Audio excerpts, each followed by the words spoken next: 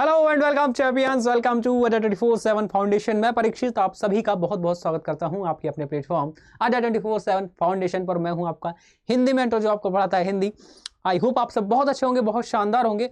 और मेरा पिछला वाला हिंदी व्याकरण का वीडियो तो आपने देख ही लिया होगा, और देख लिया है तो उसको ज़्यादा से ज़्यादा शेयर कर दो, लाइक कर दो और कमेंट्स कर दो अगर अच्छा लगा है तो। और जैसा कि मैंने आपसे वादा किया था, नेक्स्ट वीडियो में आपके सामने लेके आ गया हूँ। जो क्या बात करने वाले इस वीडियो में हम बात करने वाले हैं अपठित बोध की।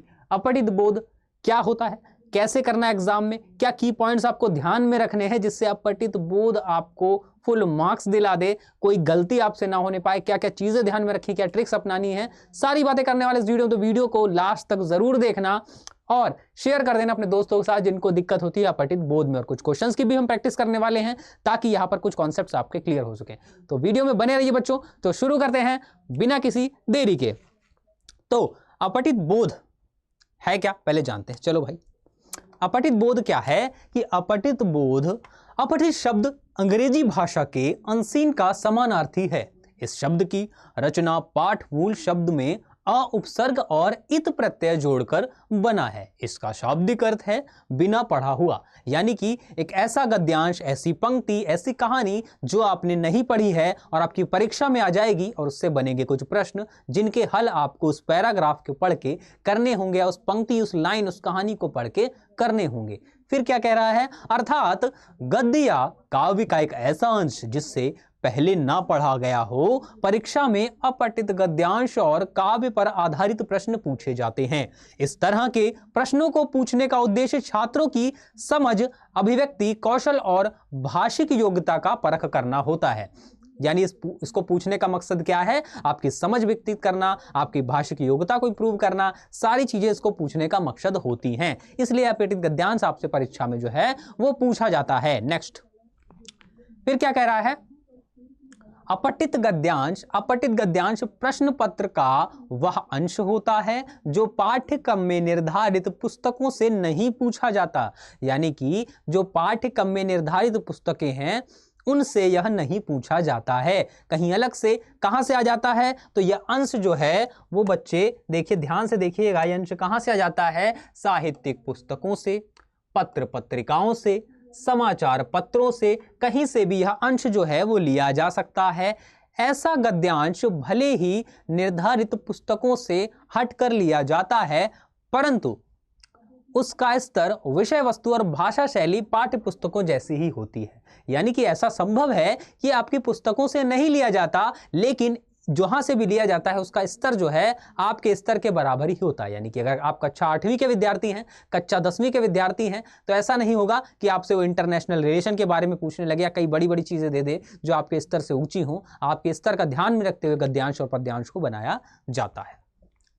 छात्रों को अपठित अंश कठिन लगता है और वे प्रश्नों का सही उत्तर नहीं दे पाते। इसका कारण क्या है, अभ्यास की कमी। अपठित गद्यांश को बार बार हल करने से, यानी कि मेन चीज आपको क्या करनी है बच्चे, आपको एक चीज ध्यान में रखनी है, वो है आपका अभ्यास। ये सिर्फ एक चीज से इंप्रूव हो सकता है, वो है अभ्यास।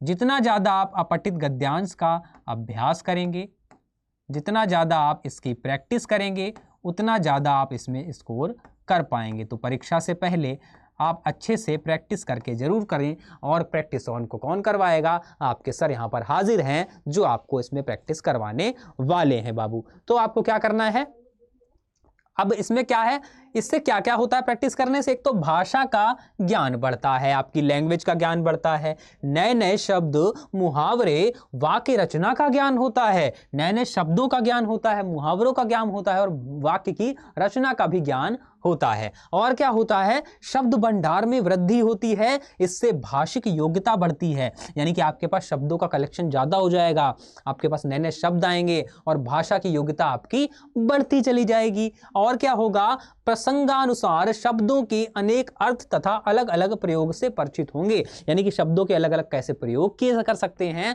और उनके अर्थ क्या क्या होते हैं, इन सब चीजों से आप परिचित हो जाएंगे बच्चे। और क्या होगा, गद्यांश के मूल भाव को समझकर अपने शब्दों में व्यक्त करने की दक्षता बढ़ती है। इससे हमारे अभिव्यक्ति कौशल में वृद्धि होती है। ठीक है, भाषिक योग्यता में भी वृद्धि होती है। ओके बच्चे, आगे प्रायः छात्रों को अपठित, ये तो पढ़ चुके हैं ज्ञान, ठीक है, अब क्या कह रहा है भाई, अब कह रहा है कि आपको क्या क्या की पॉइंट्स ध्यान में रखने हैं ताकि अपठित गद्यांश से आप अच्छे मार्क्स को स्कोर कर पाएं। तो की पॉइंट्स क्या क्या हैं? अपठित गद्यांश के प्रश्नों को कैसे हल करें, अपठित गद्यांश पर आधारित प्रश्नों को हल करते समय निम्नलिखित तथ्यों का ध्यान रखना आवश्यक है। वो तथ्य क्या क्या हैं? तो गद्यांश को एक बार सरसरी नजर से क्या करना है, आपको बढ़िया से सरसरी नजर से रीड करना है या फिर पढ़ना है। ठीक है, पहली बार में ना समझ आए अंशों, शब्दों, वाक्यों को गहनता पूर्वक पढ़ना है। यानी कुछ ऐसे शब्द भी होंगे जो पहली बार पढ़ने से आपके समझ में नहीं आएंगे, तो उनको गहनता पूर्वक, ध्यान पूर्वक दोबारा से पढ़ना है। और गद्यांश का मूल भाव क्या है, उसका बेस क्या है, वो आपको समझना है।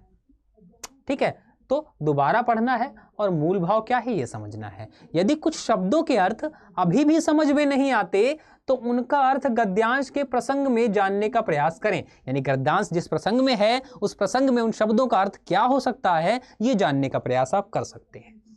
अनुमानित अर्थ को गद्यांश के अर्थ से मिलाने का प्रयास करना चाहिए। यानी कि जो अनुमानित अर्थ आप लगा रहे हैं उसको गद्यांश के अर्थ से क्या करेंगे, मिलान करेंगे। फिर क्या करेंगे, गद्यांश में आए व्याकरण की दृष्टि से कुछ महत्वपूर्ण शब्दों को रेखांकित कर लेना चाहिए।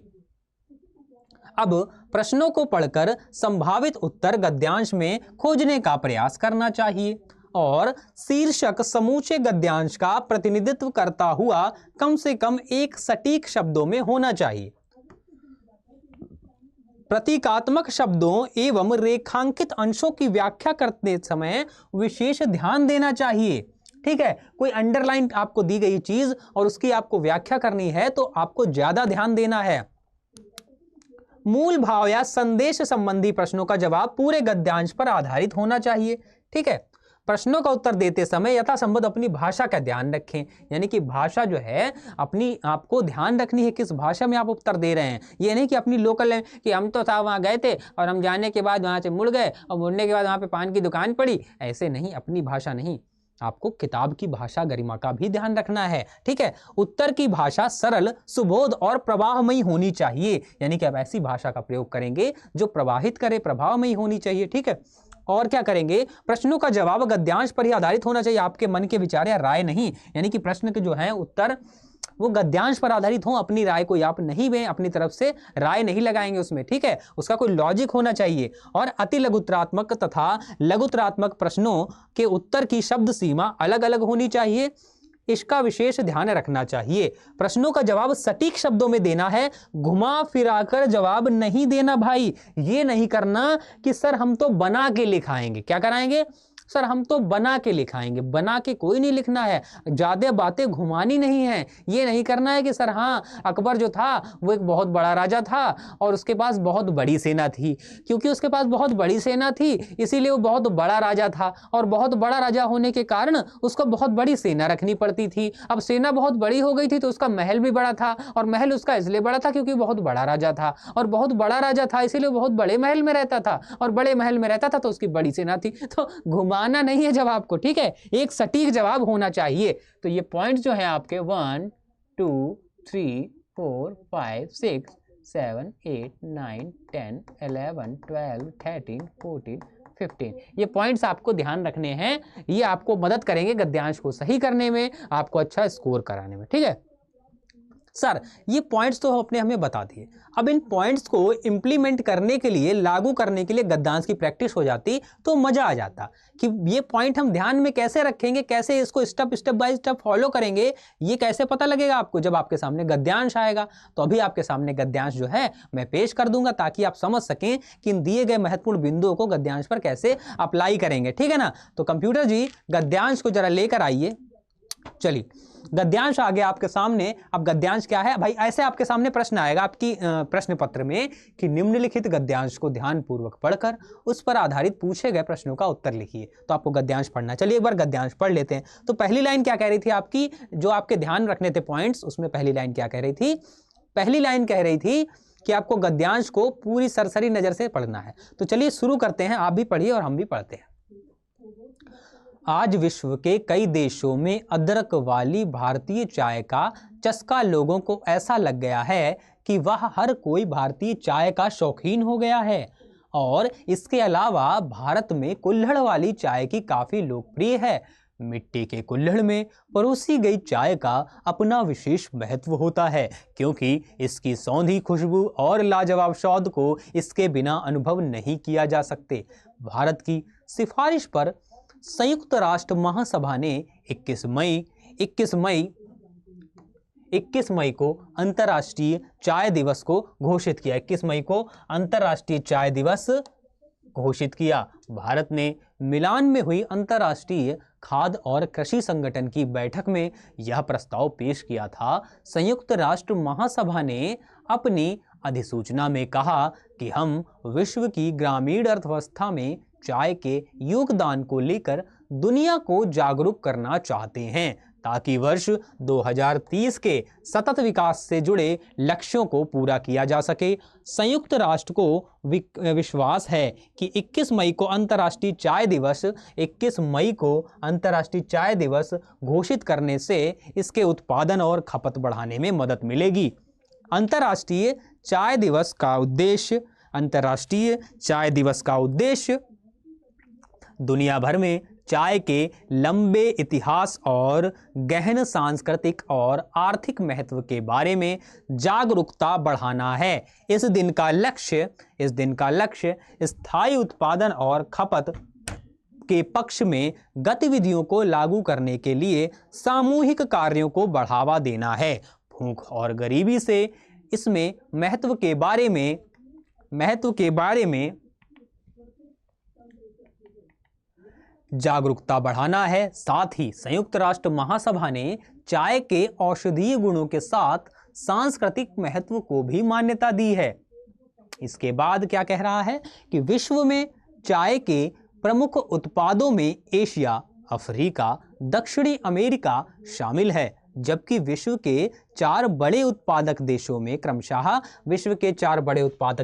क्रमशः चीन, भारत, कीनिया और श्रीलंका शामिल है। ठीक है ना, विश्व के 4 बड़े उत्पादक देशों में ये शामिल है। विश्व के कुल चाय उत्पादन में इन देशों की हिस्सेदारी 75% है। भारत विश्व में चाय उत्पादन का एक बड़ा केंद्र है। भारत में चाय का उत्पादन करने वाले राज्यों में असम, पश्चिम बंगाल, केरल, कर्नाटका और तमिलनाडु शामिल हैं। असम भारत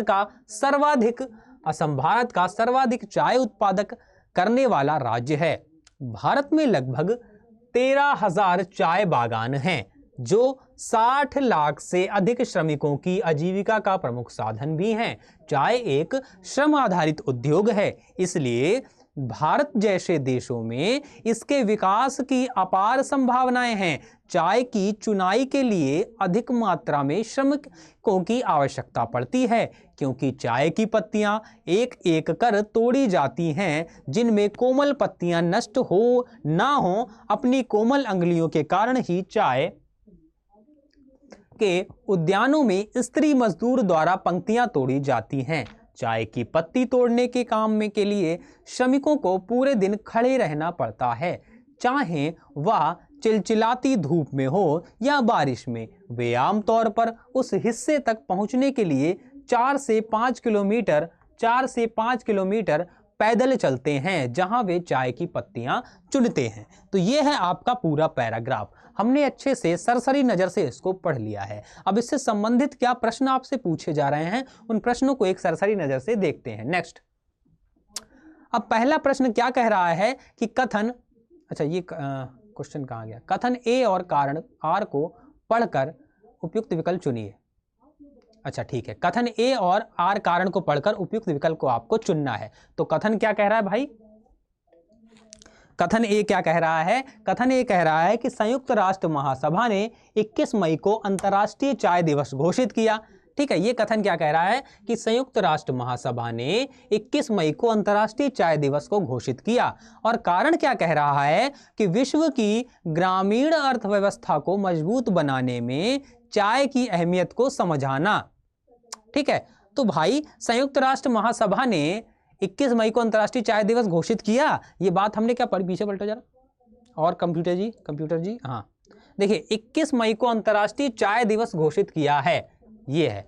ठीक है, तो 21 मई को अंतर्राष्ट्रीय चाय दिवस घोषित किया। तो कथन तो बाबू सही है, कथन जो है वो सही है। अब हम देखेंगे इसका आंसर क्या है। भाई कथन तो सही है, कथन की बात तो सही है, लेकिन जो आंसर दे रहा है क्या वो भी सही है? चलिए भाई देख लेते हैं आंसर को।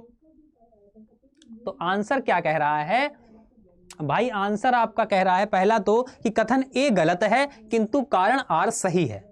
भाई कथन ए जब सही है तो कथन ए को गलत कैसे कर रहा है नालायक? ये तो हो ही नहीं सकता। सेकंड क्या कह रहा है? कथन ए और कारण दोनों ही गलत। एक जब सही है तो दोनों गलत कैसे होते? बाबू क्या कर रहे हो तुम? गलत।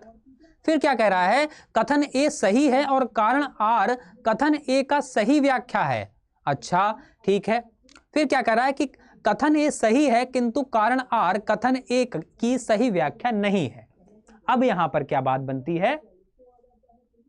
अब देखिए अब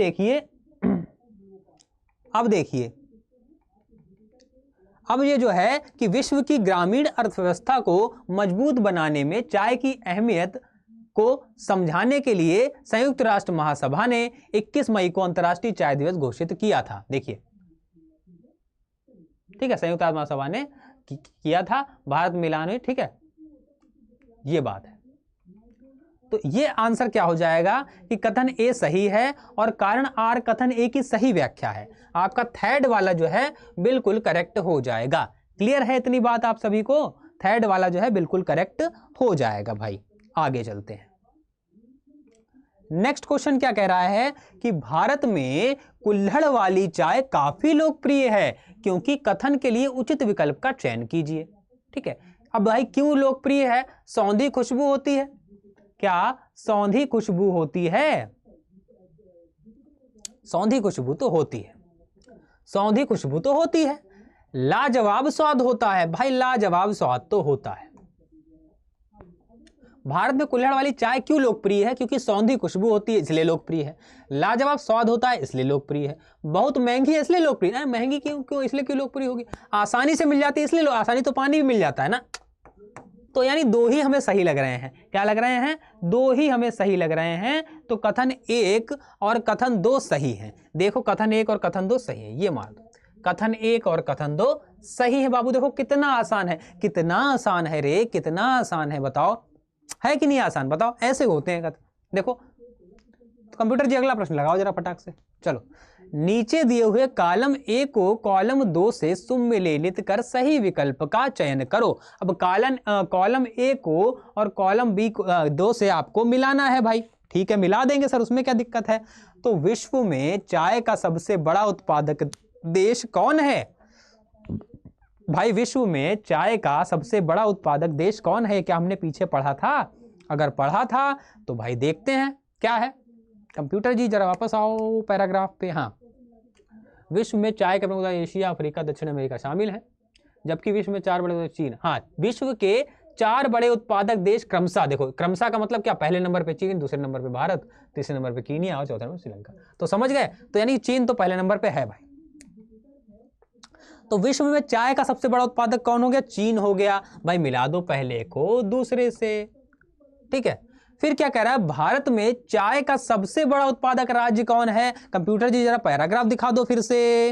हाँ, भारत में चाय का उत्पादक करने वाले राज्यों में सबसे लो असम, पश्चिम बंगाल, केरल, कर्नाटका, तमिलनाडु। पहले नंबर पे कौन है? असम की कसम। कंप्यूटर जी क्वेश्चन पे चलो। तो भारत में चाय का सबसे बड़ा उत्पादक राज्य कौन है? तो भाई भारत में चाय का सबसे बड़ा उत्पादक राज्य जो है वो हो जाएगा असम। मिला दो यहां पर। अब बचा एक और बचा एक, तो जाहिर सी बात है कि विश्व में चाय का दूसरा सबसे बड़ा उत्पादक देश कौन है? ये लो भाई भारत। नहीं मान रहे हो? नहीं मान रहे तो पहला चीन, दूसरा भारत हमने देखा था। ठीक है, तो क्या हो गया? पहला भारत, मिला लिया। तो पहले का दूसरा, दूसरे का तीसरा और तीसरे का पहला, ये आंसर हो गया। तो पहले का दूसरा ना पहले का दूसरा, दूसरे का तीसरा, तीसरे का पहला, ये आपका सेकंड वाला आंसर जो है वो राइट हो जाएगा ना। तो कितना आसान है रे, कितना आसान है गद्यांश। आगे चलें क्या सर? सर आगे चलिए भाई। कंप्यूटर जी अगला क्वेश्चन लगा दो। अब कह रहा है कि चाय के उत्पादन और खपत बढ़ाने में अंतर्राष्ट्रीय चाय दिवस की क्या भूमिका है? चाय के उत्पादन और खपत बढ़ाने में अंतर्राष्ट्रीय चाय दिवस की क्या भूमिका है भाई बताओ। तो अब देखिए आप पैराग्राफ में चलेंगे और ढूंढेंगे कि चाय जो है जागरूकता बढ़ाना, कहाँ पे थे हम, आज विश्व की कई देशों में भारतीय सरसरी बनी, इसके अलावा भारत में कुल्हड़ वाली चाय, मिट्टी कुल्हड़ कुल्हड़ कुल्हड़, भारत तीसरी बारी ऐसे सरसरी ने देखो कि क्या आंसर, देखो संयुक्त राष्ट्र है ताकि विश्व भर में चाय लंबे, अंतर्राष्ट्रीय चाय दिवस का उद्देश्य दुनिया भर में चाय लंबे समय तक बढ़ाना है, जागरूकता इस दिन का लक्ष्य, ठीक है। साथ ही गुणों का विश्व में चाय प्रमुख एशिया है, भारत में विश्व चाय उत्पादन बड़ा केंद्र है, भारत में चाय उत्पन्न करने राज्यों में ये हैं, असम का सर्वाधिक चाय उत्पादन राज्य है, भारत में लगभग चाय एक श्रम आधारित उद्योग है, इसलिए भारत जैसे, अब देखिए ये यहाँ पे कह रहा है चाय एक श्रम आधारित उद्योग है, इसलिए भारत जैसे देशों में इसके विकास की अपार संभावनाएं हैं, ठीक है। श्रम आधारित उद्योग है इसलिए विकास संभावनाएं हैं, और चाय की चुनाई के लिए अधिक मात्रा में श्रमिकों की आवश्यकता पड़ती है, क्योंकि चाय की पत्तियों एक एक करके तोड़ी जाती हैं, जिनसे कोमल पत्तियां नष्ट ना हो जाएं, ठीक है, तोड़ी जाती हैं, और श्रमिकों को पूरे दिन खड़े रहना पड़ता है, या श्रम साध्य कार्य है, ठीक है। तो ऐसे आप इसको समझ सकते हैं, यहां से ले सकते हैं, और आप क्या लिखेंगे आंसर, आंसर कहाँ, क्वेश्चन कहाँ गया भाई, चाय के उत्पादन और खपत बढ़ाने में अंतर्राष्ट्रीय चाय दिवस की क्या भूमिका है। तो अब भाई अंतर्राष्ट्रीय, ये तो आपका अंतर्राष्ट्रीय वाला क्वेश्चन पढ़ रहे थे क्या हम, एक चाय एक श्रम आधारित उद्योग है, कैसे, ये नहीं, पहले ये है, अच्छा चाय के उत्पादन और खपत बढ़ाने में अंतर्राष्ट्रीय चाय दिवस की क्या भूमिका है। तो देखो उत्पादन और खपत बढ़ाने में भाई क्या भूमिका है, अब करोड़ों लोग क्या करते हैं, करोड़ों लोग क्या करते हैं, चाय से व्यापार से जुड़े हुए हैं, अब उनके हितों की रक्षा और जागरूकता जरूरी है, ठीक है, ऐसे आप लिख सकते हैं। अब देखिए, देखो भाई आंसर कैसे लिखेंगे इसका, आंसर क्या लिखेंगे इसका, देखो भाई क्या लिखेंगे कि करोड़ों लोग चाय के व्यापार से जुड़े हुए हैं, करोड़ों लोग क्या है, चाय के व्यापार से जुड़े हुए हैं,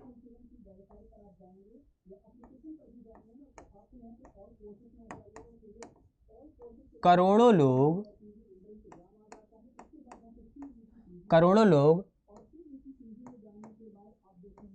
चाय के व्यापार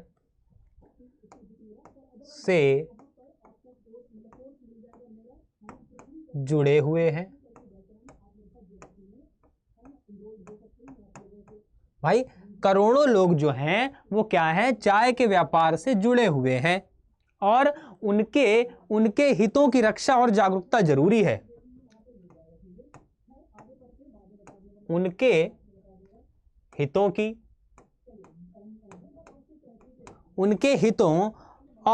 रक्षा और जागरूकता जरूरी है, उनके हितों की रक्षा व जागरूकता जरूरी है, जागरूकता जरूरी है, हितों की जागरूकता जो है वो जरूरी है। इसी के चलते चाय पत्ती की खपत और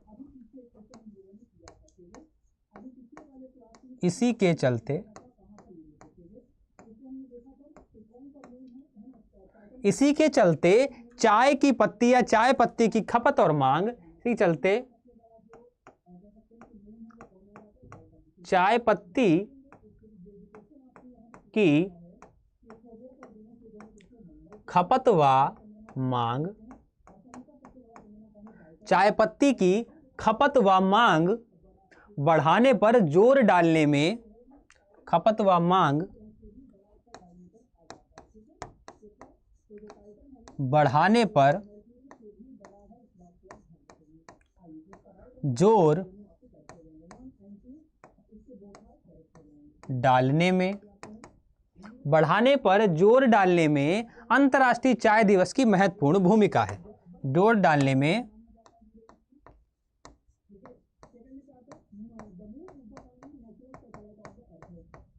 अंतर्राष्ट्रीय, जोर डालने में अंतर्राष्ट्रीय, ठीक है, अंतर्राष्ट्रीय चाय दिवस की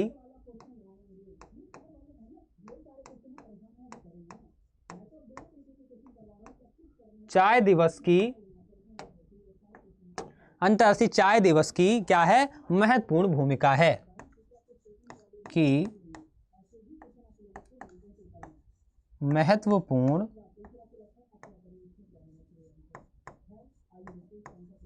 भूमिका है, महत्वपूर्ण भूमिका है। तो ऐसे आप इस उत्तर को क्या कर सकते हैं भाई, ऐसे आप उत्तर को लिख देंगे।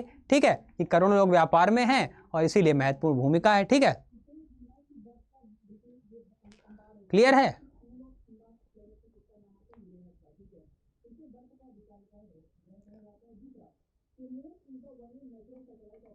अगला, चाय एक श्रम आधारित उद्योग है, कैसे। अब चाय जो है वो श्रम आधारित उद्योग कैसे है। ठीक है, तो श्रम आधारित कैसे, तो आपको मैंने बताया था कि भारत जैसे देश इसके विकास पर अपार संभावनाएं हैं। चाय एक श्रम की आधारित उद्योग है। अब चाय की चुनाई के लिए क्या श्रमिकों की आवश्यकता होती है, तो यहाँ से पॉइंट अब बना के क्या करेंगे, यहाँ पर लिखेंगे कि चाय एक श्रम आधारित उद्योग है, अधिक मात्रा में श्रमिकों की आवश्यकता पड़ती है। भाई चाय एक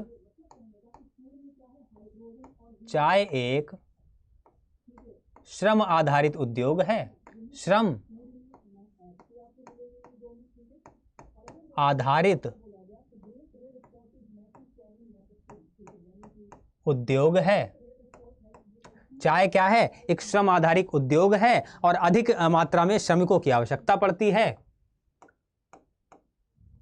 अधिक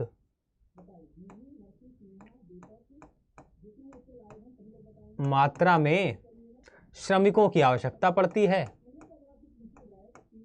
अधिक मात्रा में श्रमिकों की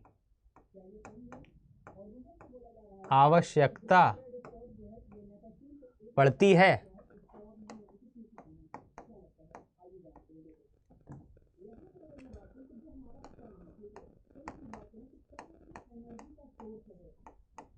ठीक है, आवश्यकता पड़ती है। बहुत सावधानी से चाय की पत्तियां एक एक कर तोड़ी जाती हैं, बहुत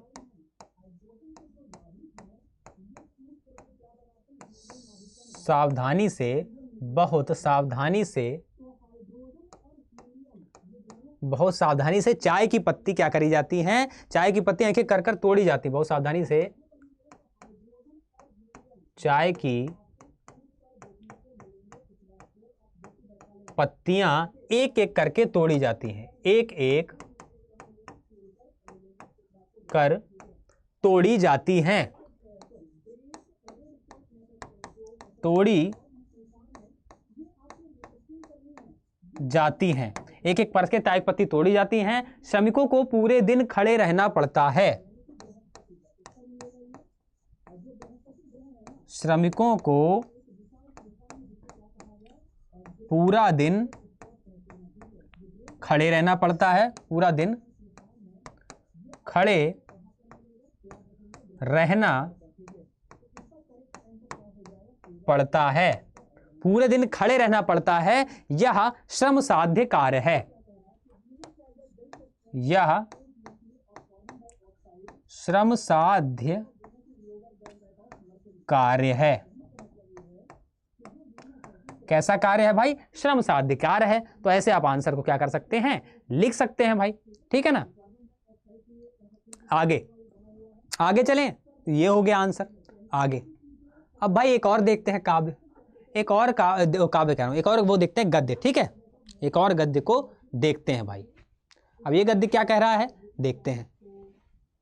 हमारे देश में हिंदी फिल्मों के गीत अपने आरंभ से ही आम दर्शक के सुख दुख के साथ ही रहे हैं। ठीक है भाई, सुन लेते हैं इसकी भी।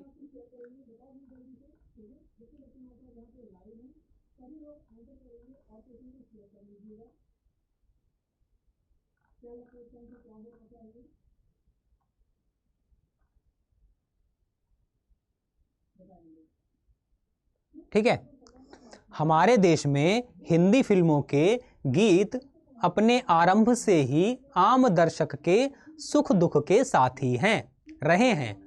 वर्तमान समय में हिंदी फिल्मों के गीतों ने आम जन के हृदय में लोकगीत सी आत्मीय जगह बना ली है। जिस तरह से एक जमाने में लोकगीत जनमानस के सुख दुख, आकांक्षा, उल्लास और उम्मीद को स्वर देते थे। आज फिल्मी गीत उसी भूमिका को निभा रहे हैं। इतना ही नहीं, देश के विविधता को एकता के सूत्र में बांधने में हिंदी फिल्मों का योगदान है। सभी स्वीकार करते हैं, हिंदी भाषा की शब्द संपदा को समृद्ध करने का जो काम राजभाषा विभाग तत्सम शब्दों की सहायता से कर रहा है, वही कार्य फिल्मी गीत और संवाद लिखने वाले विविध क्षेत्रीय भाषाओं के मेल से करते हुए दिखाई पड़ रहे हैं। यह गाने जन जन के गीत इसी कारण बन सके क्योंकि इनमें राजनीति के उतार चढ़ाव की अनुगूंजों के साथ देहाती, कस्बाई और नए बने शहरों का देशज जीवन दर्शन की आत्मसता किया जाता रहा है। भारत की जिस गंगा जमुना संस्कृति का महिमा मंडन बहुधा होता है, उसकी गूंज भी इन गीतों में मिलती है। आजादी की लड़ाई के दौरान लिखे प्रदीप के गीत हों या स्वाधीनता प्राप्ति के साथ ही होने वाले देश के विभाजन की विभीषिका, सभी को भी इन गीतों में बहुत संवेदनशील रूप से व्यक्त किया गया है। हिंदी फिल्मी गीतों के इस संसार में हिंदी उर्दू का झगड़ा भी कभी पनप नहीं सका। प्रदीप नीरज जैसे शानदार हिंदी कवियों, इंदिवार तथा शैलेंद्र जैसे श्रेष्ठ गीतकारों और साहिर कैफी मजरूह जैसे मशहूर शायरों को हिंदी सिनेमा में हमेशा एक ही बिरादरी का माना जाता रहा है। यह सिनेमा की इस दुनिया की ही खासियत है कि एक तरफ गीतकार साहिर ने कहा है मुहाफिज खुदी के जिन्हें नाज है हिंद पर वो कहाँ हैं, लिखा तो दूसरी तरफ उन्होंने ही संसार से भागे फिरते हो भगवान को तुम क्या पाओगे, ये भोग भी एक तपस्या है, तुम प्यार के मारे क्या जानोगे, अपमान रचयिता का होगा। आहा, ठीक है। और क्या लिखा इन्होंने, और क्या लिखा, रचना को अगर ठुकराओगे जैसी पंक्तियां भी रची हैं।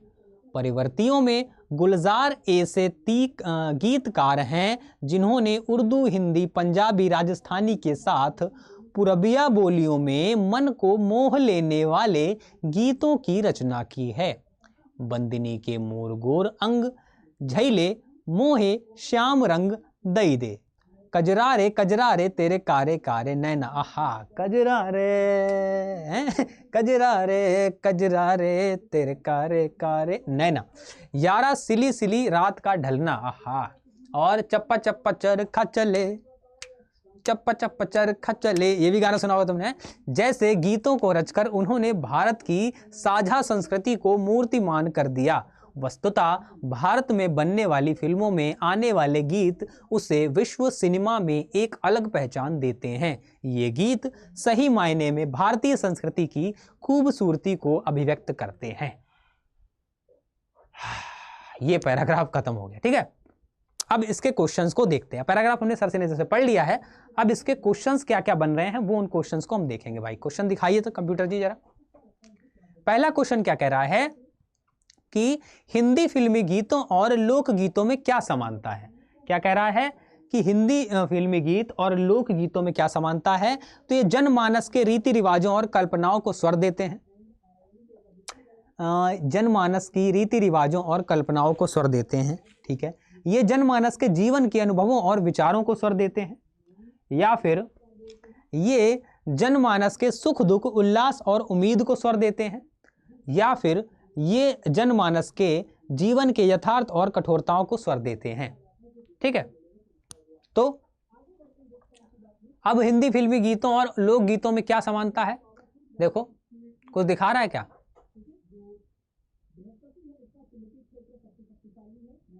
हमारे देश में हिंदी फिल्मों गीत और आरंभ से ही आम दर्शक के सुख दुख के साथी हैं, ठीक है। वर्तमान समय में हिंदी फिल्मों के गीत ने जिस तरह से एक जमाने में जनमानस के, ये देखो, जिस तरह से एक जमाने में लोकगीत जनमानस के सुख दुख, आकांक्षा, उल्लास और उम्मीद को स्वर देते थे। हाँ मिले, जनमानस के सुख दुख आकांक्षा उल्लास और उम्मीद को सर देते थे। आप पढ़ो क्या सरसरी नजर से, आपको जनमानस के सुख दुख और ये लो आंसर, उल्लास को उम्मीद, ये आपको पैराग्राफ में मिल गया आंसर। ठीक है, आपने पढ़ा और पैराग्राफ में आपको मिल गया बाबू। ठीक है, ऐसे समझो। आगे आगे नेक्स्ट,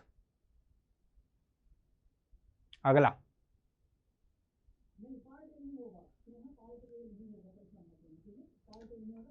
फिर हिंदी भाषा की शब्द संपदा को समृद्ध करने का काम फिल्मी गीतों ने किस प्रकार किया? भाई फिल्मी गीतों ने किस प्रकार किया?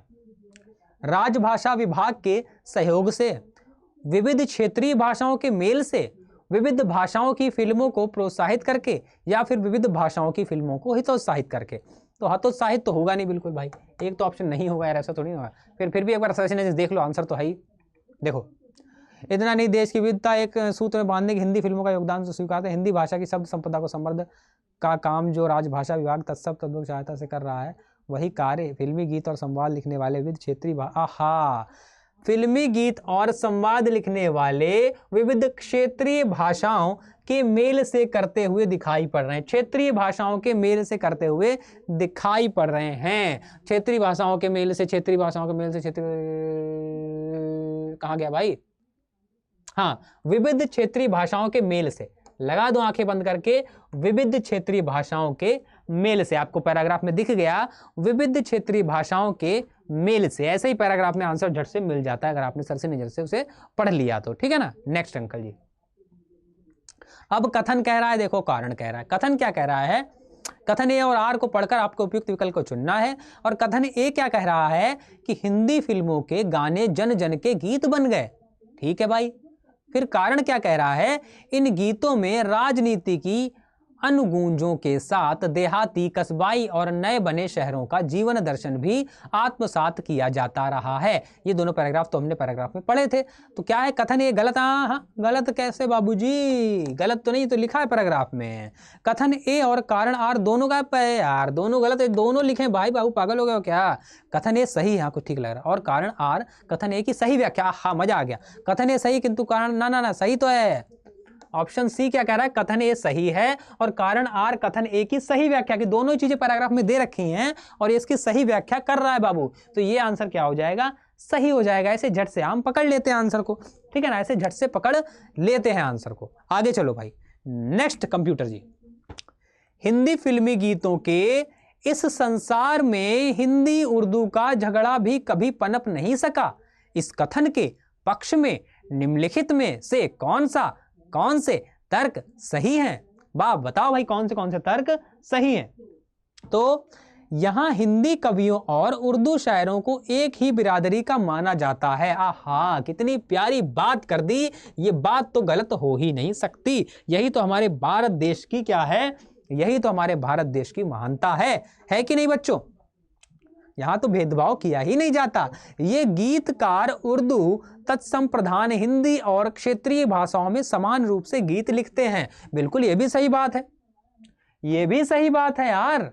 इन गीतकारों में प्रतिस्पर्धा का भाव नहीं है। भाव नहीं है, कैसी बात करता है रे?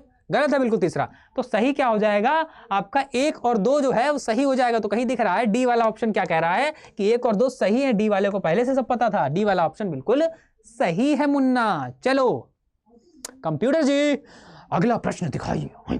चलो, तो अगला प्रश्न क्या कह रहा है? उपर्युक्त गद्यांश में हिंदी फिल्मी गीतों की किस विशिष्टता पर सर्वाधिक बल दिया गया है? तो किस विशिष्टता पर सर्वाधिक बल दिया गया है भाई? ये गीत कलात्मक श्रेष्ठता को अभिव्यक्त करते हैं, ये गीत सांप्रदायिक सद्भावना को अभिव्यक्त करते हैं, ये गीत पारस्परिक प्रेम को अभिव्यक्त करते हैं, ये गीत सांस्कृतिक खूबसूरती को अभिव्यक्त करते हैं। तो राइट आंसर क्या हो जाएगा? किसको अभिव्यक्त करते हैं? एक बार पैराग्राफ देखेंगे क्या? ये गीत जो हैं किसको अभिव्यक्त करते हैं? भारत की जंगल,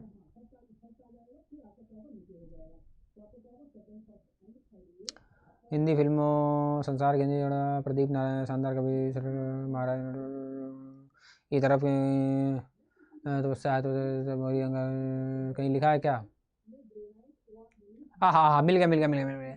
ये गीत सही मायने में भारतीय संस्कृति की खूबसूरती को अभिव्यक्त करते हैं। मिल गया, देखो लास्ट में लाइन, मिल गया लास्ट में लाइन। तो चलिए कंप्यूटर जी सवाल पे, ये गीत क्या करते हैं? ये गीत सांस्कृतिक खूबसूरती को व्यक्त करते हैं। ये आंसर क्या कर देंगे हम?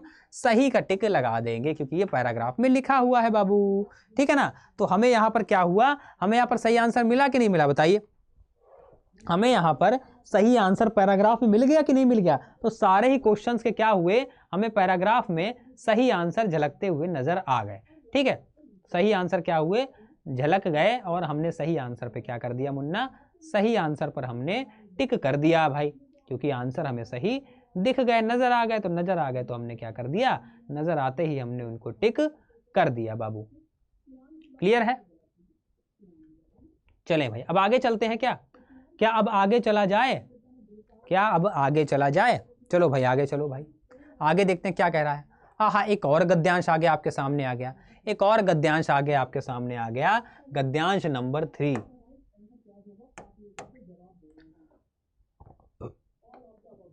ठीक है, इससे पहले हमने क्या क्या किया गद्यांश, देखो ये गद्यांश हमने ये किया, गद्यांश नंबर 2 है ये, ठीक है।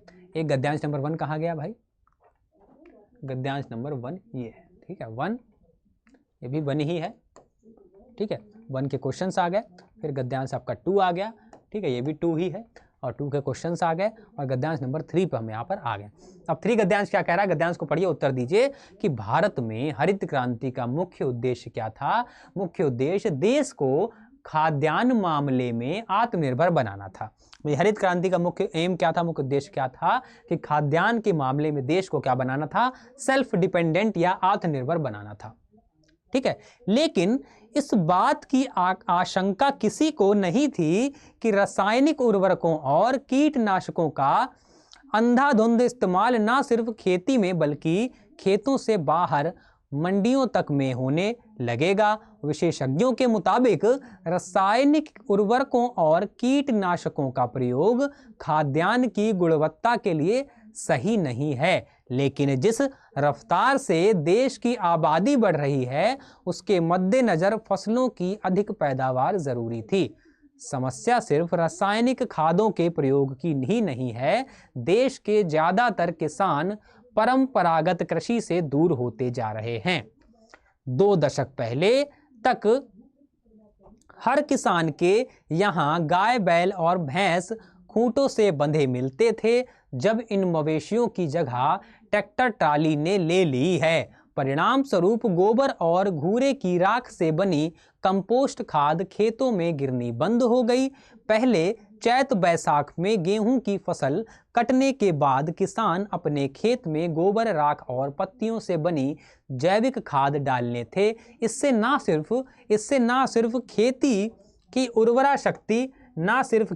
उर्वरा शक्ति बरकरार रहती थी, और बल्कि इससे क्या होता था, बल्कि इससे किसान की आर्थिक लाभ के अलावा बेहतर गुणवत्ता वाली फसल मिलने लगी थी, ठीक है ना। ये सारी फायदे इससे आपके हो गए थे। आगे भाई, तो ये क्या हो गया, पैराग्राफ हो गया आपका। क्या हो गया बाबू, ये हो गया पैराग्राफ। क्या हो गया भाई, ये तो हो गया आपका पैराग्राफ। क्लियर है, क्या हो गया भाई, पैराग्राफ हो गया। अब देखते हैं क्वेश्चन। हाँ, क्वेश्चन 1 क्या कह रहा है कि हमारे देश में हरित क्रांति का उद्देश्य क्या था। पैराग्राफ पे वापस चलिए कंप्यूटर जी। तो भारत में हरित क्रांति का मुख्य उद्देश्य क्या था, लो यहीं पे ले लो आंसर। क्या था मुख्य उद्देश्य, देश को खाद्यान्न मामले में आत्मनिर्भर बनाना क्या था, मुख्य उद्देश्य था। ये पहला आंसर, ठीक है। तो आप लिख सकते हैं बाबू, क्या लिख सकते हैं कि देश को खाद्यान्न मामले में आत्मनिर्भर बनाना क्या था, मुख्य उद्देश्य था। देश को खाद्यान्न मामले में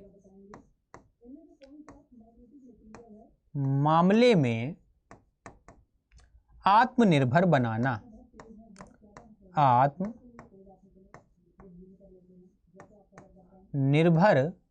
बनाना, हो गया आंसर, आंसर हो गया, आंसर हो गया। ठीक है, आगे चलें भाई। अगला प्रश्न क्या कह रहा है कि खाद्यान्नों की गुणवत्ता बनाए रखने के लिए किनका प्रयोग सही नहीं था। भाई खाद्यान्नों की गुणवत्ता बनाए रखने के लिए किनका प्रयोग सही नहीं था, तो भाई को आपका देखेंगे कि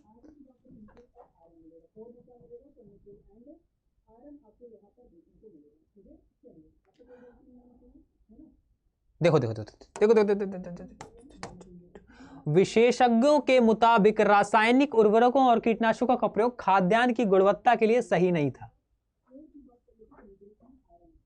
ये आपका सेकंड वाला हो गया आंसर। ठीक है, तो सेकंड आंसर क्या हो गया भाई कि खाद्यान्न की गुणवत्ता बनाने के लिए किनका प्रयोग सही नहीं था। तो आप क्या कह सकते हैं कि भाई खाद्यान्नों की गुणवत्ता बनाए रखने के लिए रासायनिक उर्वरकों और कीटनाशकों का प्रयोग आवश्यक नहीं है।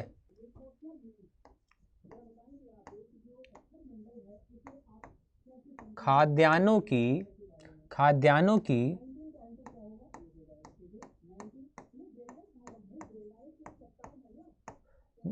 गुणवत्ता, खाद्यान्नों की गुणवत्ता बनाए रखने के लिए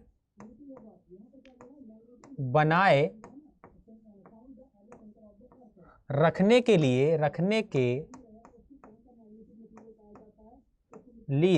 के लिए खाद्यान्नों की गुणवत्ता बनाए रखने के लिए रसायनों और कीटनाशक का प्रयोग क्या था, सही नहीं था। तो किसका प्रयोग नहीं सही था, रासायनिक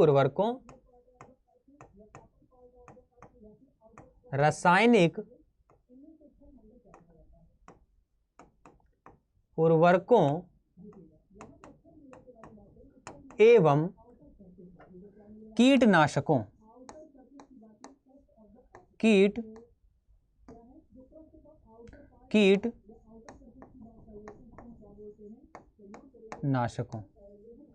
कीटनाशकों का प्रयोग क्या आवश्यक नहीं था। कीटनाशकों का प्रयोग आवश्यक नहीं था, आवश्यक नहीं था। ठीक है ना, ये हो गया क्वेश्चन नंबर 2। अब चलते हैं क्वेश्चन नंबर 3 पे। ठीक है, नेक्स्ट भाई, विशेषज्ञ हरित क्रांति की सफलता के लिए क्या आवश्यक मानने लगे और क्यों। जो विशेषज्ञ थे वो हरित क्रांति की सफलता के लिए क्या मानने लगे आवश्यक और क्यों मानने लगे, देखें भाई। लेकिन जिस रफ्तार से देश की आबादी बढ़ रही थी उससे मद्देनजर फसल की अधिक पैदावार जरूरी थी। समस्या सिर्फ रासायनिक नहीं थी, ज्यादातर देश के पहले 10 किसान यहाँ गाय बैल भैंस से मवेशियों टाली के परिणाम स्वरूप गोबर जरूर करने लगे। पहले चैत वैशाख खेत कटने के बाद अपने करने लगे। इससे ना फिर खेती शक्ति बढ़ी बल्कि रासायनिक का लाभ आया, बेहतर गुणवत्ता वाली फसलें मिली। ठीक है, खेत में बता, लेकिन इस बात की आशंका थी नहीं कि रासायनिक उर्वरकों कीटनाशकों का दोनों इस्तेमाल खेत से बल्कि बाहर मंडियों तक होने लगेगा। विशेषज्ञों के मुताबिक सही नहीं था, लेकिन जिस रफ्तार से देश की आबादी बढ़ रही थी उससे मद्देनजर फसलों की अधिक पैदावार जरूरी थी। हाँ ठीक, समस्या सिर्फ रासायनिक खाद्य प्रयोग की नहीं थी, देश की ज़्यादातर किसान परंपरा से दूर होते चलता। हाँ तो भाई क्या था, विशेषज्ञ क्या थे, हरित क्रांति की सफलता के लिए क्या आवश्यक मानने लगे थे। तो विशेषज्ञ जो थे वो हरित क्रांति की सफलता के लिए रासायनिक उर्वरक कीटनाशकों का प्रयोग आवश्यक मानते थे, क्योंकि देश की आबादी बहुत तेजी से बढ़ रही थी और इसका पेट भरने के लिए फसल के भरपूर उत्पादन की आवश्यकता थी। ठीक है ना भाई। लेकिन क्या था, लेकिन देखिए यहाँ पे, लेकिन रफ्तार से देश की आबादी बढ़ रही थी, इससे मद्देनजर। ठीक है, यहाँ पे आंसर बनेगा। ठीक, कंप्यूटर जी क्वेश्चन लाइए जरा। हाँ और बस, तो क्या लिखेंगे आप कि विशेषज्ञ हरित क्रांति की सफलता हेतु रासायनिक उर्वरक और कीटनाशकों का प्रयोग, विशेषज्ञ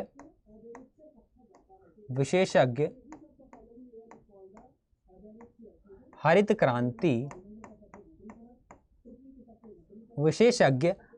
क्रांति की सफलता के लिए, सफलता हेतु हरित क्रांति की सफलता हेतु हरित क्रांति की सफलता हेतु रासायनिक उर्वरक और कीटनाशकों का प्रयोग, रासायनिक उर्वरक एवं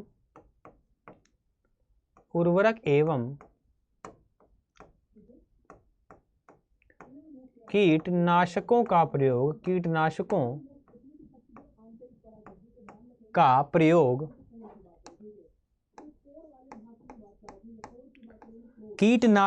प्रयोग आवश्यक मानते थे,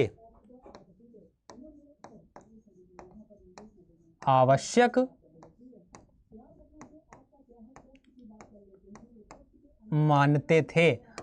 मानते थे और क्या होने लगा था, आवश्यक मानते थे और बाबू क्या था, मानते थे क्योंकि देश की आबादी बहुत तेजी से बढ़ रही थी,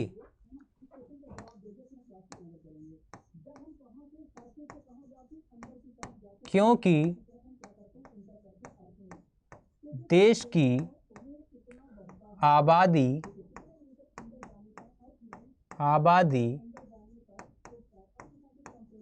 बहुत तेजी से बढ़ रही थी,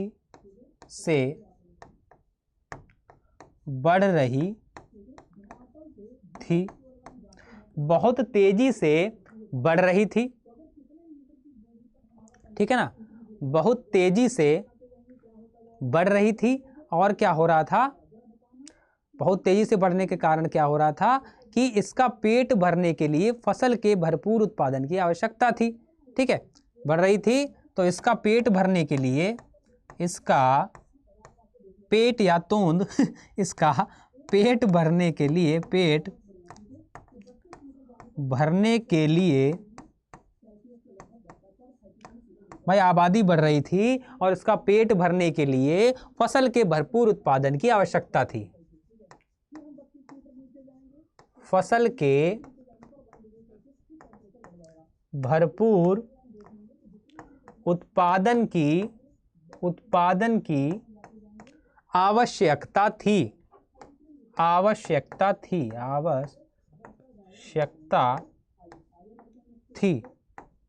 ठीक है ना, आवश्यकता थी, क्लियर है, आवश्यकता थी।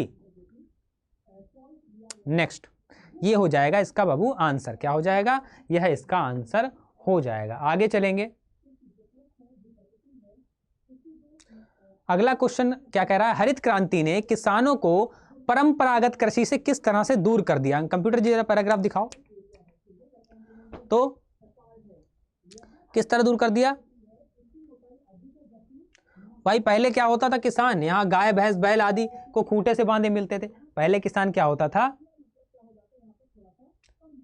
ठीक है, पहले क्या होता था कि हरित क्रांति में किसान खेत पुरानी तरीके से दूर हो गए, क्योंकि खेती में पहले हल बैलों की जगह ट्रैक्टर की हल बैलों की जगह क्या करने लगे, ट्रैक्टर की मदद से खेती कार्य करने लगे और जानवर क्या हो गए, अनुपयोगी हो गए, ठीक है। तो अब ये सब चीज़ें हो गई, तो अब इसको कैसे आंसर में कन्वर्ट करेंगे। जैसे पहले क्या करते थे किसान दशक में कि आदमी गाय बैल भैंस के खूंटे से बंधे मिलते थे, अब इन मवेशियों की जगह ट्रैक्टर ट्राली ले ली है, ठीक है। तो इस तरह क्या हुए, दूर हो गए भाई किसान पुरानी चीज़ों से। तो हरित क्रांति के कारण किसान ने के पुराने तरीके से दूर होते गए, अब क्या करने लगे। देखो भाई क्वेश्चन क्या कह रहा है, हरित क्रांति किसानों पर किस तरह से दूर हो गए, तो आप क्या लिखेंगे कि हरित क्रांति के कारण किसान खेती के पुराने तरीकों से दूर होते गए।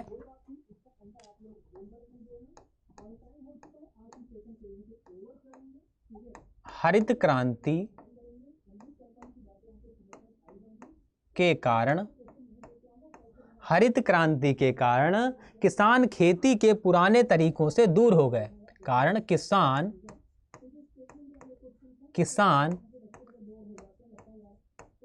खेती के पुराने तरीकों से दूर हो गए। किसानों पुरानी खेती के तरीके से दूर हो गए, वे खेत में हल बैलों की जगह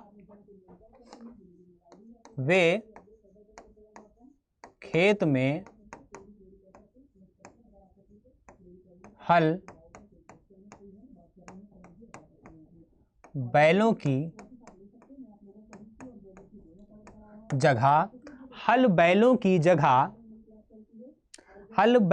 जगह ट्रैक्टर की मदद से कृषि कार्य करने लगे। ट्रैक्टर की मदद से, भाई ट्रैक्टर की मदद से क्या करने लगे? कृषि कार्य करने लगे। ट्रैक्टर की मदद से कृषि कार्य करने लगे।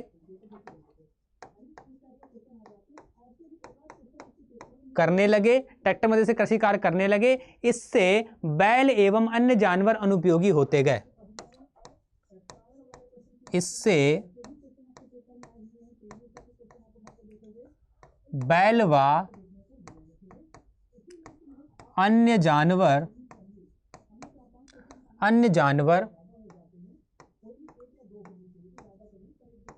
अनुपयोगी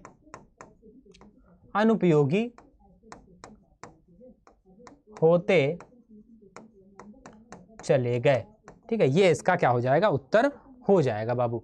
चलो भाई आगे चलते हैं। नेक्स्ट क्वेश्चन क्या कह रहा है कंप्यूटर जी? नेक्स्ट क्वेश्चन दिखाओ जरा। हरित क्रांति का मिट्टी की उर्वरक शक्ति पर क्या असर हुआ? इसे समाप्त करने के लिए क्या क्या उपाय करने चाहिए?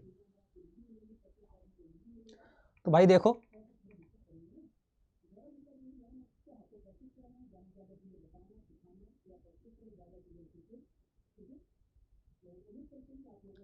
खेती में सिर्फ बल्कि खेतों बाहर मंडियों तक भी होने लगे। विशेषज्ञों के मुताबिक सही, लेकिन जिसमें आदि खादों का प्रयोग नहीं किया, ज़्यादातर किसान दूर हो गए। 2 दशक पहले यहाँ बहस करते थे, करने के बाद खेत में गोबर डालते थे। न सिर्फ उर्वरक शक्ति बरकरार रहती थी, बल्कि किसानों के आर्थिक लाभ के अलावा गुणवत्ता वाली फसलें होती थी। ठीक है, तो अब क्या हुआ भाई? मिट्टी की शक्ति पर क्या असर हुआ? इसे समाप्त करने के लिए क्या क्या उपाय करने चाहिए? क्या क्या उपाय करने चाहिए आपसे ओपिनियन पूछ रहा है। तो हरित क्रांति की सफलता के लिए क्या हुआ? क्या हुआ कि रासायनिक और कीटनाशकों के प्रयोग से जमीन प्रदूषित होती गई, जिससे वह अपनी उपजाऊ क्षमता खो बैठी। ठीक है, हरित क्रांति की सफलता के लिए हरित क्रांति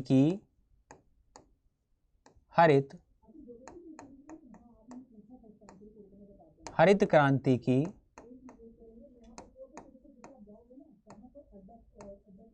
सफलता के लिए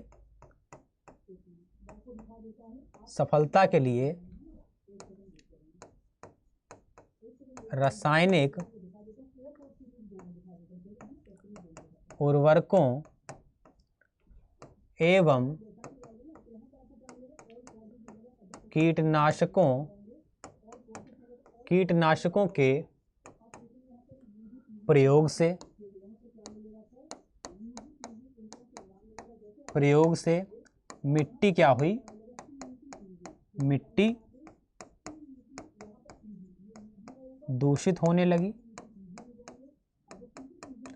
ठीक है ना, कीटनाशकों का प्रयोग क्या हुआ? मिट्टी क्या हुई? दूषित होने लगी। और क्या हुई? अपनी उपजाऊ क्षमता खो बैठी। अपनी उपजाऊ क्षमता खो बैठी। भाई अपनी उपजाऊ क्षमता क्या करी? खो बैठी। और इसे समाप्त करने के लिए खेतों में घूरे की राख और कंपोस्ट की खाद के अलावा इसे समाप्त करने के लिए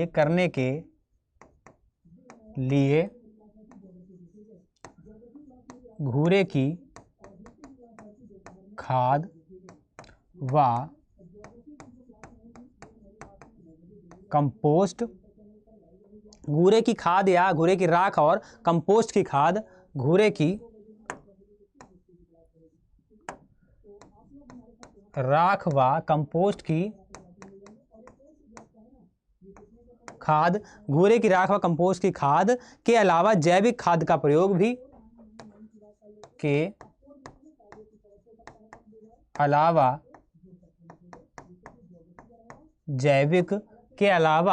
जैविक खाद का प्रयोग भी करना चाहिए। जैविक खाद यानी कि बायो फर्टिलाइजर का खाद का प्रयोग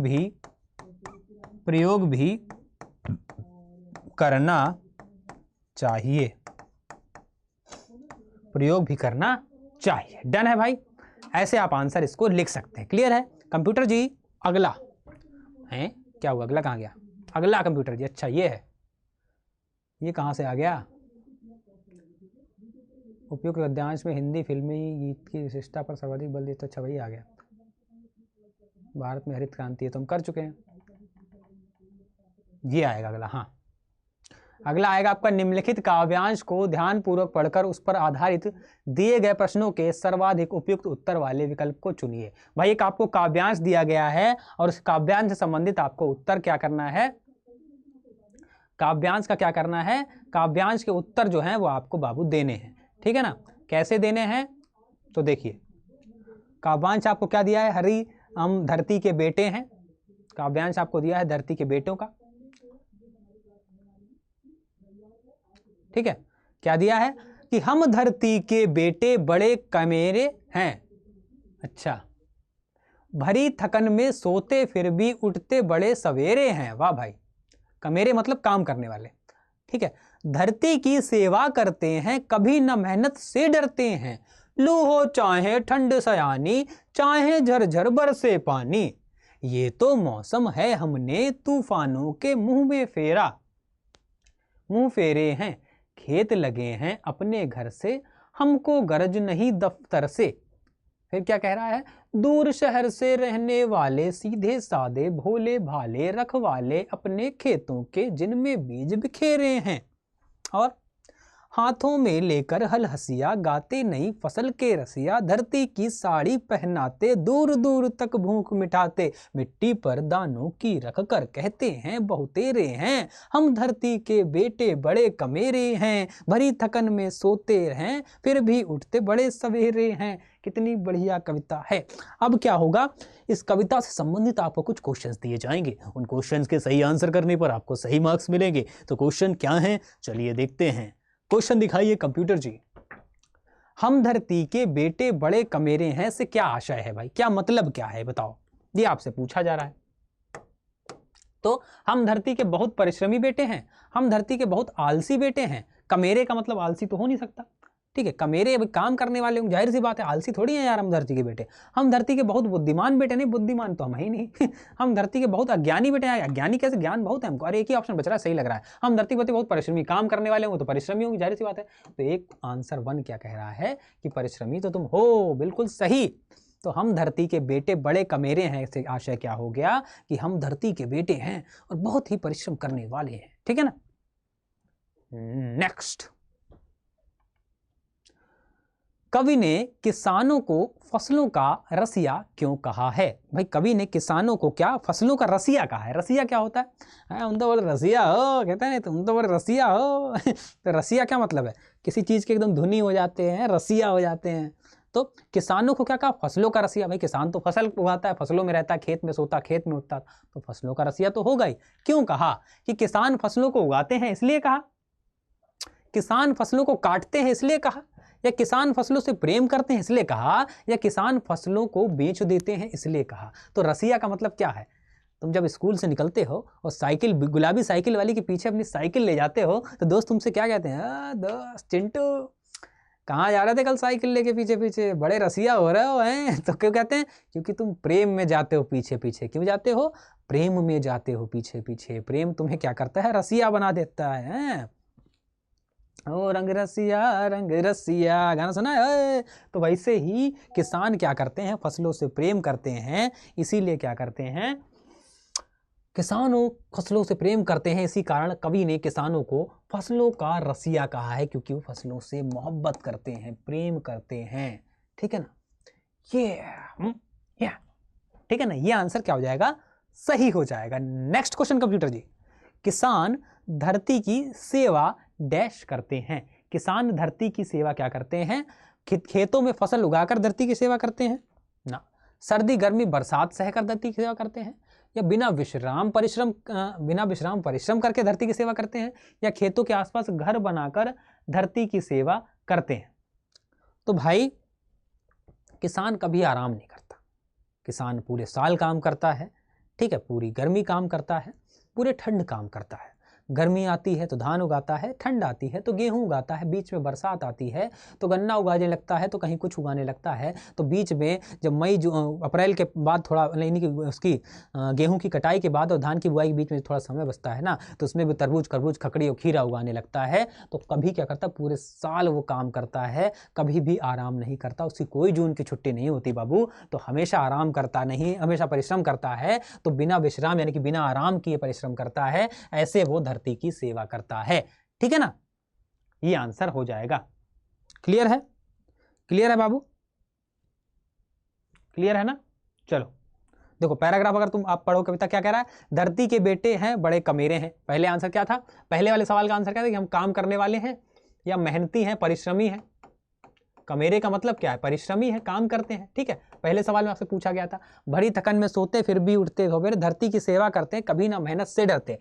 ठीक है, लू हो चाहे ठंड सयानी, चाहे झरझर बरसे पानी, ये तो मौसम है हमने तूफानों के मुंह फेरा। यानी धरती की सेवा कैसे करते हैं, क्योंकि कभी ना मेहनत से, कभी मेहनत से नहीं डरते। इसका मतलब क्या है, हमेशा मेहनत करते हैं और कभी क्या करते हैं, आराम नहीं करते, आराम नहीं करते कभी भी। ठीक है, बिना विश्राम करे क्या करते हैं, मेहनत करते हैं। ठीक है, फिर खेत में लगे हैं अपने घर से, हमको गर्जे नहीं से दौड़ता। ठीक है, और दूर शहर से रहने वाले सीधे साधे भोले भाले रखवाले अपने खेतों के जिनमें बीज बिखेरे हैं। ठीक है, हाथों में लेकर हल हसिया, गाते नहीं फसल के रसिया। फसल के रसिया क्यों है, क्योंकि भाई आपके दूसरे सवाल में क्या पूछा था, फसल से क्या करते हैं, फसल से प्रेम करते हैं, इसीलिए फसल के रसिया हैं। ये आपके तीसरे सवाल में आपसे पूछा गया था, आराम नहीं करते कभी। ठीक है, फिर आपका दूसरा तीसरा फोर्थ क्वेश्चन आपका कह रहा है, कथन और निष्कर्ष आपको दे रहा है। कथन क्या है, हमारे घर खेतों के पास स्थित होते हैं, और रीजन क्या कह रहा है, हमारे घर शहरों से दूर होते हैं। ठीक है, अब आपको बताना है।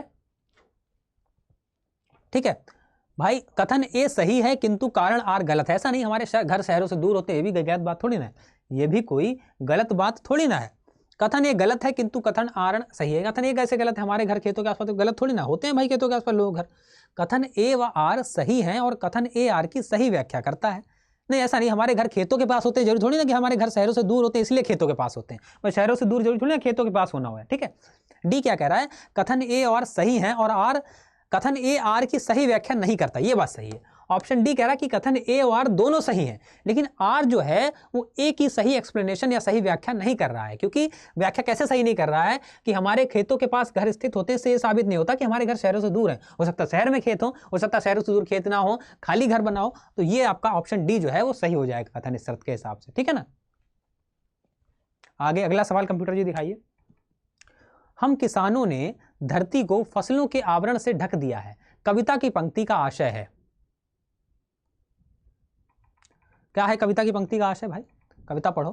धरती बेटे के कमेरे हैं, बढ़ती थकान सोते फिर भी उठते सवेरे हैं, धरती की सेवा करते कभी ना मेहनत से डरते, तू हो चाहे ठंड हो झरझर पानी बरसे, तो मौसम हमने तूफानों के मुंह में फेरा, खेत लगे हैं अपने घर से हमारे घर से दूर शहर से रहने वाले सीधे साधे भोले भाले रखवाले खेतों के जिनमें बीज बह बिखेरे हैं, हाथों से लेकर हल हसिया, गाते नहीं फसल के रसिया, धरती को साड़ी पहनाते, धरती को साड़ी पहनाते, दूर दूर तक भूख मिठाते। क्या कह रहा है क्वेश्चन, हम किसानों ने धरती को फसल के आवरण से ढक दिया है। कविता की पंक्ति का क्या आशय है कि धरती को क्या फसल के आवरण से कैसे ढक दिया है, धरती को क्या कह दिया है, कविता क्या कह रही, धरती को साड़ी पहनाते, यानी कि धरती को कैसे ढक दिया है, फसल उगा के ढक दिया है, पूरी धरती नहीं दिखाई दे रही। फसल फसल देखे और अपनी सरसों के खेत कैसे पीले पीले दिखाई देते हैं, जमीन दिखती नहीं है, तो कहते हैं धरती को क्या कर दिया, साड़ी पहना दी है। ठीक है ना, धरती को साड़ी पहना दी है। सी ऑप्शन क्या हो जाएगा, सही हो जाएगा। धरती को क्या कर दी मुन्ना, धरती को भाई साड़ी पहना दी है। ठीक है, आगे चलें, हो गया, चलो भाई आगे चलते हैं, आगे चलते हैं, देखते हैं अगला। आहा, एक और आ गया पैराग्राफ, एक और काव्य आ गया है दोस्त। लेकिन सबसे पहले तुम्हें घबराना नहीं है, ठीक है। चलो फिर क्या कह रहे हैं, अर्जुन, अर्जुन देखो किस तरह कर्ण सारी सेना पर टूट रहा है, किस तरह पांडवों का पौरुष होकर आशंक वह लूट रहा है। देखो जिस तरफ उधर उसके ही बाण दिखाई पड़ते हैं, बस जिधर सुनो केवल उसके हुंकार सुनाई पड़ते हैं। कैसे करलता क्या लाघव, कितना पौरुष कैसा प्रहार, किस गौरव से यह वीर दुर्द कर रहा समर वन में विहार। व्यूहों पर व्यूहे फट जाते, संग्राम उजड़ता जाता है। ऐसी तो नहीं कमल वन में भी कुंजर घूम मचाता है। इस पुरुष सिंह का समर देख मेरे तो हुए निहाल नयन, कुछ बुरा न मानो कहता हूं मैं आज एक चिरगूढ़ वचन। कर्ण के साथ तेरा बल भी मैं खूब जानता आया हूं, मन ही मन तुझसे बड़ा वीर पर इसे मानता आया हूं। और देख चरम वीरता आज तो यही सोचता हूं मन में, और भी कोई जो जीत सके इस अतुल धनुर्धर को रण में। ये क्वेश्चन है भाई, ये आपकी पैराग्राफ है। बड़ा मजा आया पैराग्राफ पढ़ के कि कृष्ण क्या कह रहे हैं। महाभारत के समय कृष्ण अर्जुन से कुछ कह रहे हैं और कर्ण की तारीफ कर रहे हैं। अंगराज कर्ण की तारीफ करी जा रही है। ठीक है, अब इस पंक्ति से कुछ प्रश्न बनेंगे, वो प्रश्नों के उत्तर हम देंगे। प्रश्न क्या है कंप्यूटर जी, दिखाइए। तो पहला सवाल आपकी स्क्रीन पर ये रहा है, क्या इस काव्यांश में कौन किसकी प्रशंसा कर रहा है? तो यार जाहिर सी बात है, ये तो बिना आंख बंद करके, बिना पीछे पलटे आप समझ जाओगे कि कौन किसकी तारीफ कर रहा है। कृष्ण अर्जुन की तारीफ कर रहे हैं क्या? कृष्ण कर्ण की तारीफ कर रहे हैं क्या? कर्ण कृष्ण की तारीफ कर रहा है क्या? या अर्जुन कर्ण की तारीफ कर रहा है? तो क्या कर रहा है? कृष्ण जो है वो कर्ण की तारीफ कर रहे हैं। कृष्ण कर्ण के बारे में तो बता रहे हैं, तो कृष्ण किसकी तारीफ कर रहे हैं बाबू? कृष्ण कर रहे हैं कर्ण की तारीफ। क्या कर रहे हैं? कृष्ण कर्ण की तारीफ कर रहे हैं। पता नहीं क्यों मेरा कृष्ण लिखने का मन होने लगा। कृष्ण कृष्ण कृष्ण, ठीक है ना। कृष्ण किसकी तारीफ कर रहे हैं? कर्ण की तारीफ कर रहे हैं, कर्ण की। बोलो राधे कृष्ण, श्री कृष्ण, जय कृष्ण, कृष्ण कृष्ण। ठीक है, चलो किसकी तारीफ कर रहे हैं? कर्ण की तारीफ कर रहे हैं। नेक्स्ट, कवि ने कर्ण के युद्ध कौशल की प्रशंसा में क्या कहा? कवि ने कर्ण का जो युद्ध था उसके कौशल की प्रशंसा में क्या कहा? उचित विकल्प का चयन करो। कि पांडव सेना के पुरुषार्थ को चुनौती दे रहा था, पांडव सेना ने उसे चारों ओर से घेर लिया था, समर क्षेत्र में केवल उसके बाण दिखाई दे रहे थे, या फिर समर क्षेत्र में केवल उसकी हुंकार सुनाई दे रही थी। एक बार कविता को पढ़ लेते हैं, ठीक है ना। एक बार कविता को पढ़ लेते हैं और फिर उत्तर देते हैं। ठीक है, कविता को पढ़ते हैं। देखिए कविता क्या कह रही है कि अर्जुन देखो किस तरह कर्ण सारी सेना पर टूट रहा, किस तरह पांडवों का पौरुष होकर आशंक वह लूट रहा। देखो किस तरह उधर उसके ही बाण दिखाई पड़ते हैं, बस जिधर सुनो केवल उसकी हुंकार सुनाई पड़ती है। तो क्या कह रहा है? देखो, पांडव सेना के पुरुषार्थ को चुनौती दे रहा है, बिल्कुल सही। पांडवों ने उसे चारों तरफ से घेर लिया ना। समर क्षेत्र में केवल उसके बाण दिखाई दे रहे हैं, हाँ। समर क्षेत्र में केवल उसकी हुंकार सुनाई दे रही है, हाँ। तो कथन 1, 3 और 4 तो मुझे सही लग रहा है। कथन 1, 3 और 4 सही लग रहा है। तो कथन 1, 2, 1, 3, 1, 2, 4, 1, 3, 1, 3, 4, चौथा वाला आंसर जो है वो सही हो जाएगा। चौथा वाला सही हो जाएगा।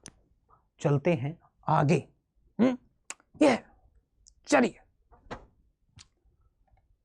कथन ए क्या कह रहा है? कथन ए कह रहा है कि और कारण और निष्कर्ष पढ़ के आपको क्या करना, जवाब देना। तो कथन क्या कह रहा है? कर्ण की गर्जना से पांडव सेना में भगदड़ मच गई। कारण कह रहा है कर्ण ने पांडवों की सेना पर भीषण आक्रमण कर दिया। बताइए अब क्या होने वाला है? कथन ए गलत है किंतु कारण आर सही है, ऐसा नहीं है। कथन ए और कारण दोनों ही गलत, दोनों नहीं गलत है। कथन ए सही है और कारण आर कथन ए की सही व्याख्या कर रहा है। ठीक, कथन ए सही है किंतु कारण कथन, तो कथन क्या कर रहा है? कर्ण की गर्जना से पांडव सेना में भगदड़ मच गई, कर्ण ने पांडवों की सेना पर भीषण आक्रमण कर दिया। तो हाँ, ए आर जो है ए का सही एक्सप्लेनेशन कर रहा है। तो कथन ए सही है और कारण आर कथन ए की सही व्याख्या करता है। थर्ड वाला जो है आपका ये सही हो जाएगा। थर्ड वाला क्या हो जाएगा बाबू? सही हो जाएगा मुन्ना। चलिए नेक्स्ट क्वेश्चन कंप्यूटर जी। श्री कृष्ण ने अर्जुन को कौन सा गुण वचन बताया? श्री कृष्ण ने अर्जुन को कौन सा गुण वचन बताया भाली? देखो मैं दिखाता हूं कौन सा गुण वचन बताया कृष्ण ने अर्जुन से। क्या कहा? देखो कृष्ण ने अर्जुन से कहा कि इस पुरुष सिंह का समर देख मेरे तो हुए निहाल नयन, कुछ बुरा न मानो कहता हूं मैं आज एक चिरगुण वचन, कर्ण के साथ तेरा बल भी मैं खूब जानता आया हूं, मन ही मन तुझसे बड़ा वीर पर इसे मानता आया हूं। क्या पंक्ति है कृष्ण ने कही है कि कृष्ण ने क्या कहा है कि इस पुरुष सिंह का समर देख मेरे तो हुए निहाल नयन, कुछ बुरा न मानो तो कहता हूं मैं आज एक चिरगुण वचन। ये गुण वचन कौन सा कहा कि कर्ण के साथ तेरा बल भी मैं खूब जानता आया हूं, मन ही मन तुझसे बड़ा वीर पर इसे मानता आया हूं। ठीक है, तो ये इन्होंने कहा। तो इसकी हिंदी में अपन वाक्य करें तो क्या मतलब हुआ इसका कि श्री कृष्ण ने अर्जुन से यह गुण वचन बताया, श्री कृष्ण ने अर्जुन से यह गुण वचन बचाया, श्री कृष्ण ने अर्जुन से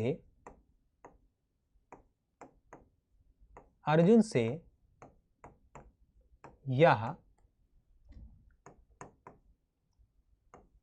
गुण वचन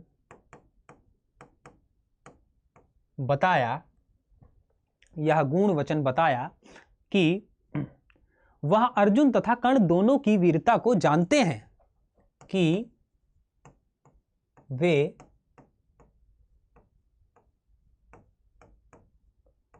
अर्जुन तथा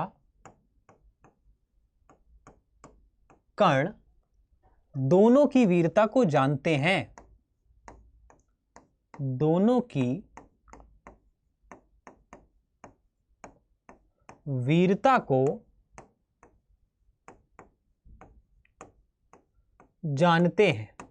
अर्जुन तथा कर्ण दोनों की वीरता को जानते हैं, वह दोनों के बल से परिचित हैं, वह दोनों के बल से परिचित हैं,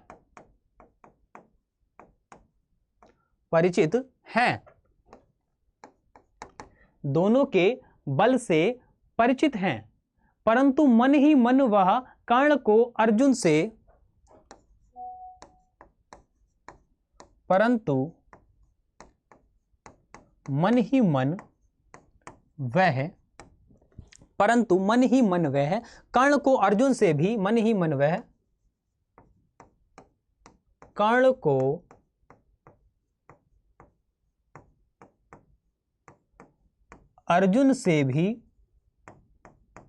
अर्जुन से भी बड़ा वीर मानते रहे हैं, अर्जुन से भी बड़ा वीर मानते रहे हैं, बड़ा वीर मानते रहे हैं, बड़ा वीर मानते रहे हैं। ये आप आंसर स्पष्ट रूप से लिख सकते हैं। कंप्यूटर जी अगला सवाल लगाइए। कर्ण के युद्ध कौशल को देखकर कृष्ण उसके बारे में क्या सोच रहे हैं? तो कृष्ण उसके बारे में क्या सोच रहे हैं, देखो पंक्ति में, और देख चरम वीरता आज तो यही सोचता हूं मन में, है कोई जो जीत सके इस अतुल धनुर्धर को रण में, कि कोई ऐसा है रण में जो इस धनुर्धर से जीत सके, ऐसा कृष्ण सोचते हैं। तो आंसर में आप क्या लिख सकते हैं हिंदी में कि कृष्ण सोच रहे थे कि संसार में क्या कोई और ऐसा वीर है। कृष्ण सोच रहे थे कि क्या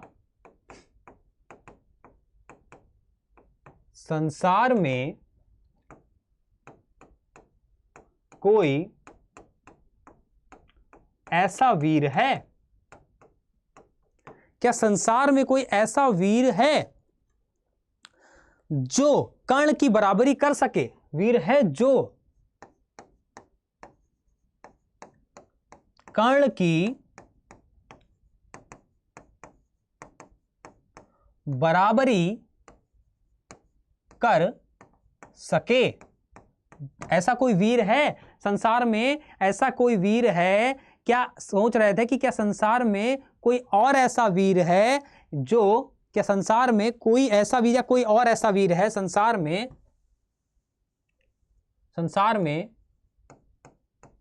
कोई और ऐसा वीर है जो कर्ण की बराबरी कर सके, उसे युद्ध में पराजित कर सके, उसे युद्ध में पराजित कर सके, ऐसा कोई वीर है? ठीक है ना, ये पूछ रहे थे या सोच रहे थे कृष्ण। ठीक है ना, तो ये आप आंसर में क्या कर सकते हैं बाबू, ऐसे आप आंसर में लिख सकते हैं। ठीक है ना, तो ये क्या हुआ, ये क्या हुआ, हमने क्या किए कुछ हमने गद्य के और पद्य के क्या किए, प्रैक्टिस किए। अब देखिए हमने पूरे लेसन में या पूरी वीडियो में या पूरे सेशन में हमने क्या समझा कि गद्य या गद्यांश और पद्यांश, जो आपका अपठित गद्यांश और अपठित पद्यांश है, उसमें क्या क्या की पॉइंट्स ध्यान में रखने चाहिए, होता क्या है। ठीक है, और क्या आप की पॉइंट्स ध्यान में रखें जिससे आप पूरा फुल स्कोर कर पाएं, ये हमने सीखा। ठीक है, और किन किन बातों का आप ध्यान रखें जिसके आपके मार्क्स ना कटें, आपके नंबर ना कटे, क्या पॉइंट्स आपको ध्यान रखने हैं और कैसे आपको आंसर देना है। ठीक है, किस तरह से आपको आंसर लिखना है। हमने गद्यांश के भी कुछ उदाहरण की प्रैक्टिस की, हमने पद्यांश के भी कुछ उदाहरण की प्रैक्टिस की। तो आई होप आपको वीडियो अच्छी लगी होगी बाबू। अगर अच्छी लगी है तो एक बार प्लीज लाइक कर देना और प्यारा प्यारा प्यारा प्यारा कमेंट करके चले जाना, क्योंकि कमेंट्स आपके बाद में पढ़ता हूं, मुझे बहुत अच्छा लगता है। तो अगर वीडियो अच्छी लगी है तो कमेंट्स कर देना, अपने दोस्तों को भी शेयर कर देना और ज्यादा से ज्यादा लाइक्स इस पे कर देना। तो आपसे नेक्स्ट वीडियो में मुलाकात होगी, जैसा कि आपसे वादा किया है, जिस भी टॉपिक का नेक्स्ट वीडियो में आपसे मुलाकात होगी। तब तक क्या करना, अपना ख्याल रखना। कोई भी परेशानी, कोई भी क्वेश्चन है, कोई सवाल है, कोई भी सजेशन, डाउट, क्वेरी है तो दिए गए मेल आईडी पर क्या करना, बिना सोचे समझे एक मेल सेंड कर देना और आपके सर आपका रिप्लाई जरूर देंगे। तो मेरा मेल आईडी क्या है, parikshit.srivastava@347.com, यानी कि parikshit.srivastava@24/7.com पर आपको क्या कर देना है, खड़ाक से मेल कर देना है। अगर आपका कोई क्वेरी है, कोई डाउट है, कोई क्वेश्चन है, कोई सजेशन है तो आपका जवाब मैं जरूर दूंगा। तो मिलते हैं आपसे नेक्स्ट वीडियो में, तब तक के लिए अपना ख्याल रखिए, बहुत सारा पढ़ाई करिए। इस क्लास की पीडीएफ कहां मिलेगी, तो अड्डा 24/7 की एप्लीकेशन पर जब आप जाएंगे वहां पे एक कम्युनिटी का सेक्शन है, वहां पे पीडीएफ अपलोड कर दूंगा, वहां से आप पीडीएफ डाउनलोड कर लेना, सभी बच्चे मेरी कम्युनिटी भी फॉलो कर लेना। ठीक है ना, तो मिलते हैं आपसे वीडियो में। मेरी कम्युनिटी का नाम है एग्रीकल्चर बाय परीक्षित सर। तो मिलते हैं आपसे नेक्स्ट वीडियो में, तब तक ख्याल रखिए और वीडियो को लाइक शेयर जरूर करिएगा, कमेंट प्यारा प्यारा करके जाइएगा। जय हिंद, जय भारत।